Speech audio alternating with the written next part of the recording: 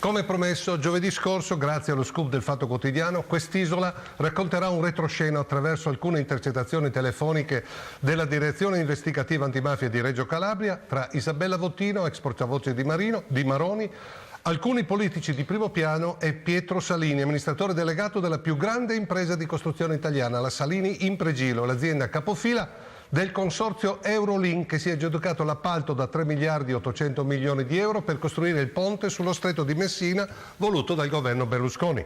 Pietro Salini, attraverso l'interessamento anche della Vottino, stava tentando di incassare dallo Stato la penale di 1 miliardo di euro per la mancata costruzione del ponte sullo stretto.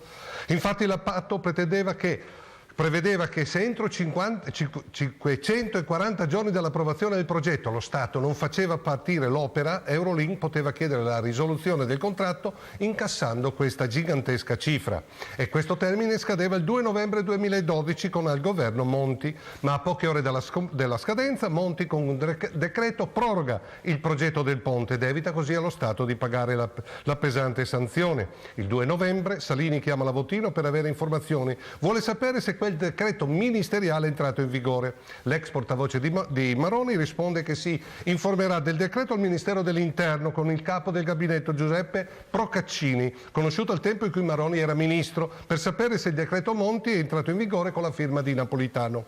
Salini risponde: no, quello non mi interessa, basta che non l'ha fatta oggi, perché per me è già sufficiente, domani è sabato, no? Io sabato faccio comunque la lettera e li ho fottuti. Ma fortunatamente per noi contribuenti il decreto del governo Monti entrò in vigore nei tempi giusti, ma entro 60 giorni il decreto del governo deve essere convertito in legge, pena la decadenza, e la Vottino vorrebbe che la Lega Nord sostenesse gli interessi della Salini Impregilo, presentando un emendamento che blocchi la cancellazione delle penali.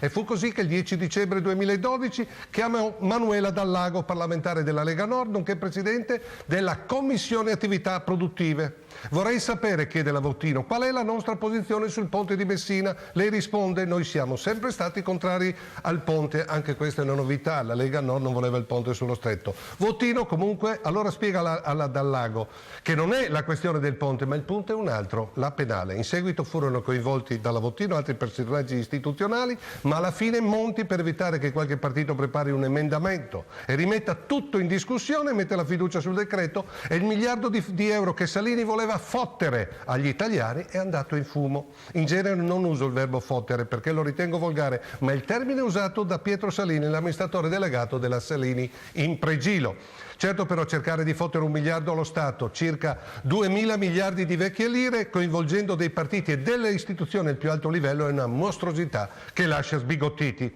Confrontiamo ora questo fatto con un altro che pare arrivi da un altro mondo, mentre accade nella stessa Repubblica dei Vottino e dei Salini. È un episodio che vi avevo raccontato in un'altra isola, ma oggi la riprendo perché rende bene l'idea di come funziona la giustizia in questo paese.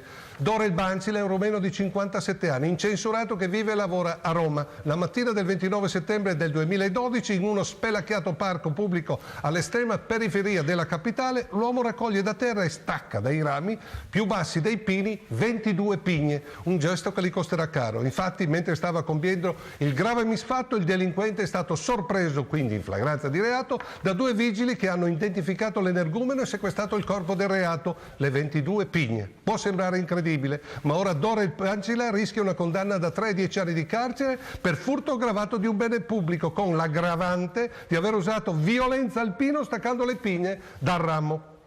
E ora vorrei fare una riflessione con voi. Non trovate che questi 2 fatti, il tentativo di fottere 1 miliardo allo Stato da parte della casta padrona e il trattamento subito da Dorel Bancila per 22 pigne sia la dimostrazione plastica che in questo paese si potrebbero usare le parole pronunciate da Alberto Sordi nel film Il Marchese del Grillo, quando, rivolto al popolino romano, disse: a me dispiace, ma io so io e voi non siete un cazzo. Ci vediamo giovedì prossimo.